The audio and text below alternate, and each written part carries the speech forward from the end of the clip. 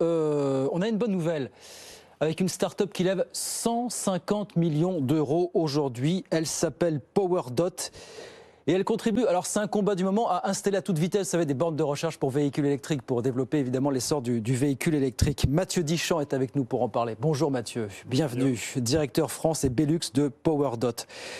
Donc c'est ça votre job à vous, c'est installer, alors pas partout, ces bornes de recharge que le gouvernement veut installer à grande vitesse. Je crois qu'il y a un objectif à 100 000 d'ici la fin de cette année. Voilà, c'est ça en France. C'est la fin de l'année dernière. Alors c'était la fin de l'année dernière. L'objectif, il a combien pour cette année? Il est toujours à 100 000 aujourd'hui? Alors déjà, il faudrait atteindre ces 100 000. Aujourd'hui, on est à 60 000. Ouais. Donc c'est un vrai problème parce que tout le monde parle de transition écologique. Oui. Or, l'obstacle numéro 1 à la transition électrique, c'est les bornes de recharge. Mais bien justement. sûr. Et donc nous, on est là pour démocratiser la recharge rapide pour tous les Français, dans tous les territoires, sur leur lieu de passage quotidien. Donc vous avez alors des bornes de recharge, pas forcément des points de recharge, il faut faire la distinction, hein, c'est ça. Alors, apparemment. des bornes vont contenir plusieurs points de recharge. Ça, voilà. Donc là, actuellement, en un an et demi, on a déjà plus de 490 sites en France en cours de déploiement, 48 déjà installés en France, et c'est systématiquement sur les espaces commerciaux, parce que nous, on veut amener l'électricité là où sont les Français, plutôt que leur faire un détour sur des stations-service. Et vous, ce que vous faites, c'est que vous financez les bornes, vous en assurez l'exploitation. C'est comme ça que ça marche. On investit totalement, donc on déploie et on opère des bornes de recharge rapides sur les espaces commerciaux sans aucun coût ni investissement de leur part. C'est ça. Et vous êtes présent, alors vous des centres commerciaux, des enseignes, des parkings d'enseignes aussi. Je vois Cora, Supermarché Match, Édouard Leclerc, KFC.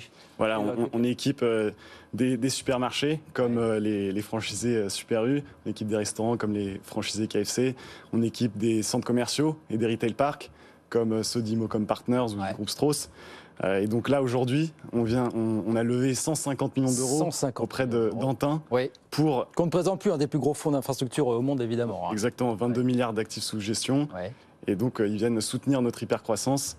L'objectif, c'est 7000 points de recharge rapides à minima d'ici 2025 pour justement amener cette recharge rapide auprès de tous les Français dans tous les territoires parce qu'ils en manquent.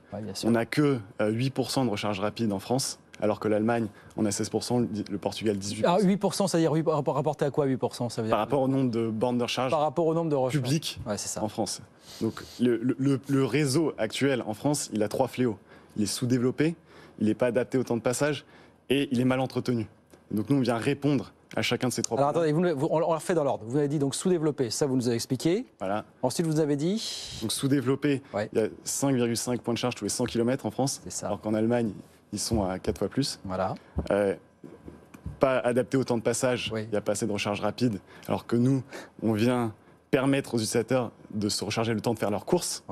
Combien de temps il faut pour une recharge en moyenne aujourd'hui? Alors, ça va dépendre de la taille de sa batterie. Nous, globalement, on vient adapter la puissance au temps de passage. Donc, si on est sur un fast-food, on va mettre de la recharge ultra rapide pour qu'il puisse récupérer 200 km en 10 minutes. Si on est sur un supermarché, on va mettre un mix de rapide et ultra rapide pour qu'il puisse récupérer 200 km le temps de faire ses courses. C'est ça, c'est ça. Et le troisième point, donc sous-développé, pas assez rapide. Et mal entretenu. Mal entretenu. Il y a trop de bornes qui sont en panne. Là, on a des statistiques ahurissantes, comme 80% des utilisateurs qui déclarent avoir eu un problème lors d'une recharge dans les 6 derniers mois. Donc nous, c'est un élément fondamental. Donc c'est pour ça qu'on a un réseau de techniciens en CDI, en interne, chez PowerDot, qui maillent tout le territoire. Ils sont à Rennes, à Bordeaux, à Toulouse, Marseille, Mulhouse.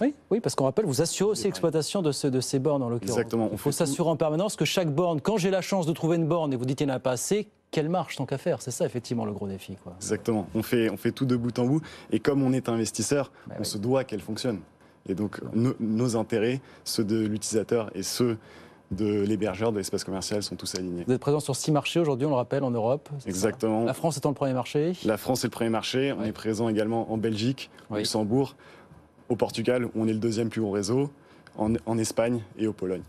Et l'aventure va continuer, notamment à travers cette levée de fonds que vous annoncez aujourd'hui. Donc 150 millions d'euros pour PowerDot levés auprès du fonds Antin, l'un des plus grands fonds d'infrastructure au monde qu'on ne présente plus évidemment sur BFM Business. Bonne route, Mathieu. Revenez nous voir, effectivement, au fur et à mesure où l'aventure continue. Merci de passer nous voir. En tout cas, Mathieu Dichand, directeur France et Belux de PowerDot, avec nous aujourd'hui sur BFM Business. Merci beaucoup, Mathieu. À très vite. Avec plaisir.